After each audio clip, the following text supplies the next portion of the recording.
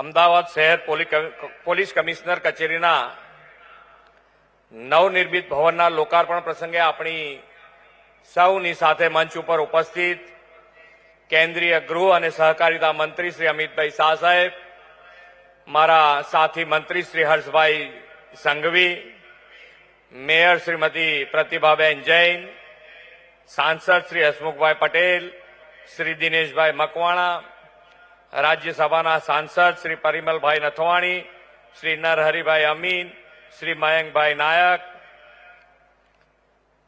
મારા સાથી ધારાસભ્ય શ્રીમતી દર્શનાબેન વાઘેલા, શ્રી હર્ષદભાઈ પટેલ, શ્રી અમુલભાઈ ભટ્ટ, શ્રી કૌશિકભાઈ જૈન, શ્રી અમિતભાઈ ઠાકર, શ્રી દિનેશભાઈ કુશવાહ, શ્રી અલ્પેશભાઈ ઠાકોર, શ્રી બાબુભાઈ પટેલ, શ્રીમતી કંચનબેન રાદડિયા, શ્રી જીતેન્દ્રભાઈ પટેલ, ડોક્ટર હસમુખભાઈ પટેલ, અધિક મુખ્ય સચિવ શ્રી એમ કે દાસ, રાજ્યના પોલીસ વડા શ્રી વિકાસ સહાય, શહેર પોલીસ કમિશનર જીએસ મલિક, ઉપસ્થિત સૌ અધિકારીગણ, આમંત્રિત મહાનુભાવો, પ્રેસ મીડિયાના મિત્રો, સૌને મારા નમસ્કાર. આજે આસો સુદ એકમ નવરાત્રીનો પ્રથમ દિવસ, માં આદ્યશક્તિની ભક્તિનો વિશ્વનો સૌથી લાંબો નૃત્ય ઉત્સવ ગુજરાતના દરેકે દરેક ગામ શહેરમાં 9 દિવસ સુધી ઉજવાય છે. આટલો મોટો ઉત્સવ આનંદ, ઉલ્લાસ અને સુરક્ષા સલામતી સાથે રંગે ચંગે ઉજવાય છે. તેના મૂળમાં આપ સૌ પોલીસ કર્મીઓનું મહત્વનું યોગદાન છે. પોલીસ ખડે પગે છે એટલે જ સમાજ, સુરક્ષા અને સલામતી છે. સુરક્ષા છે તો ઉદ્યોગ, ધંધા, રોજગાર ફૂલા ફાલ્યા છે. વિદેશી મૂડીરોકાણ પણ ગુજરાતમાં મોટા પાયે આવ્યું છે. ટાળ, તાપ કે વરસાદની પરિસ્થિતિઓ જોયા વગર પોતાની ફરજ નિભાવીને નાગરિકોને શાંતિ, સુરક્ષાનું વાતાવરણ પૂરી પાડતી પોલીસનું મનોબળ વધારવાનું અને તેમને આધુનિક સુવિધાઓથી સજ્જ રાખવાનું રાજ્ય સરકારનું પણ કર્તવ્ય છે. આજનો કાર્યક્રમ પણ પહેલા નોરતાના પાવન અવસરે અમદાવાદ શહેર પોલીસને આધુનિક સુવિધા આપવાની એ કર્તવ્યપરાયણતાની પ્રતીતિ કરાવે છે. અમદાવાદ શહેર પોલીસને આજે વિઝનરી ગૃહ અને સહકારિતા મંત્રી શ્રી અમિતભાઈ શાહના હસ્તે નવી કમિશનર કચેરીની ભેટ આપણને મળી છે. વિશ્વ નેતા અને યશસ્વી વડાપ્રધાન શ્રી નરેન્દ્રભાઈ મોદીએ શક્તિ પંચામૃતના આધારે ગુજરાતમાં વિકાસની મજબૂત ઇમારત રચી છે.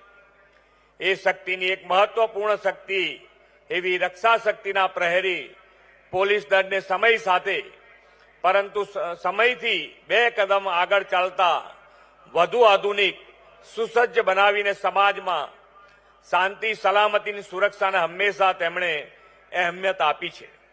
વડાપ્રધાનશ્રીના પાછલા 1 દાયકાના સફળ સુશાસનમાં આપણા લોકલાડીલા સાંસદ અને કર્મઠ ગૃહમંત્રી આદરણીય અમિતભાઈએ દેશની આંતરિક સુરક્ષા સલામતીને વધુ સંગીન બનાવી છે.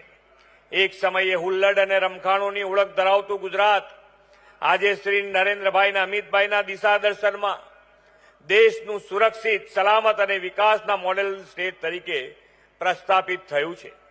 ગુજરાત પોલીસની સતર્કતા, સતત પરિશ્રમ અને કાબેલિયતના પરિણામે રાજ્યમાં શાંતિ અને સુરક્ષાનું વાતાવરણ છે. રાજ્ય સરકાર પણ પોલીસને આધુનિક ઇન્ફ્રાસ્ટ્રક્ચર પૂરું પાડી રહી છે.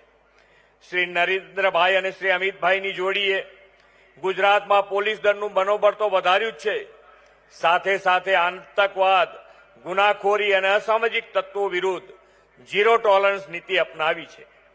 જરૂરી કાયદા સુધારાઓ અને ટેકનોલોજીના ઉપયોગથી પોલીસ તંત્રને સુદૃઢ કર્યું છે.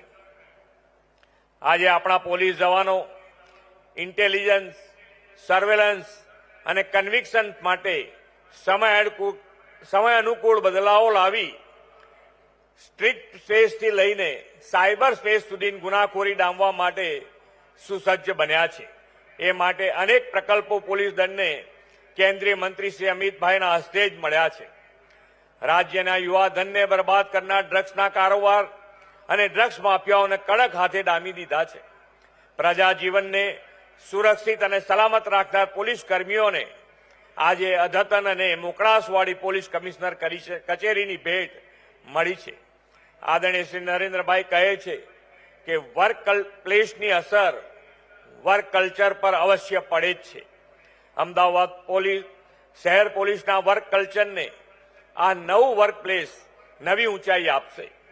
આપણે આદરણીય શ્રી નરેન્દ્રભાઈ મોદી સાહેબ અને શ્રી અમિતભાઈ શાહના નેતૃત્વમાં વિકસિત ગુજરાતથી વિકસિત ભારતના નિર્માણ કરવાની દિશામાં આગળ વધી રહ્યા છીએ. આ માટે વિકસિત ગુજરાત 2047નો રોડ મેપ પણ ઘડ્યો છે. તેમાં પણ નાગરિકોની સલામતી સુરક્ષાથી વિકસિત ગુજરાતનું લક્ષ્ય રાખ્યું છે. આપણું યુવા પોલીસ દળ મલ્ટીટાસ્કિંગ એક્શન ફોર્સ બનીને વિકસિત સુરક્ષિત ગુજરાતનું લક્ષ્ય પાર પાડશે એવા વિશ્વાસ સાથે વિરમું છું. ભારત માતા કી જય. વંદે માતરમ. જય જય ગરવી ગુજરાત.